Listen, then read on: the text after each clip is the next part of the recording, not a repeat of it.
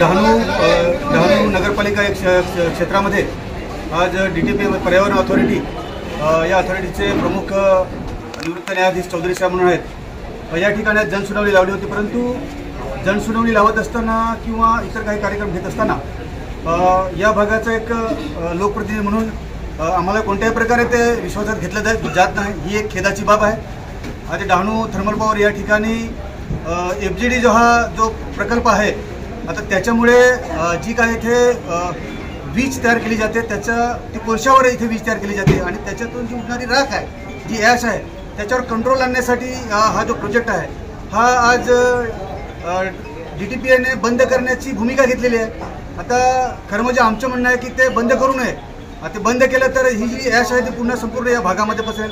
आज शेतीचे नुकसान झालेलं आहे, ह्या भागामध्ये मोठमोठ्या चिकूच्या मोठमोठ्या बागा आहेत, हा चिकूच्या पिकाचं नुकसान झालेलं आहे। तर या ठिकाणी त्याचप्रमाणे इतरही काही प्रोजेक्ट आहेत, तर आम्हाला त्यांनी विश्वासात घेतलं पाहिजे। जर त्यांनी विश्वासात घेतलं नाही तर येणाऱ्या काळामध्ये या ज्या काही ते भूमिका घेतात, या भूमिकेला आम्ही प्रखरपणे विरोध करू। या संबंध डहाणू भागातील सर्व जनता रस्त्यावर उतरवू।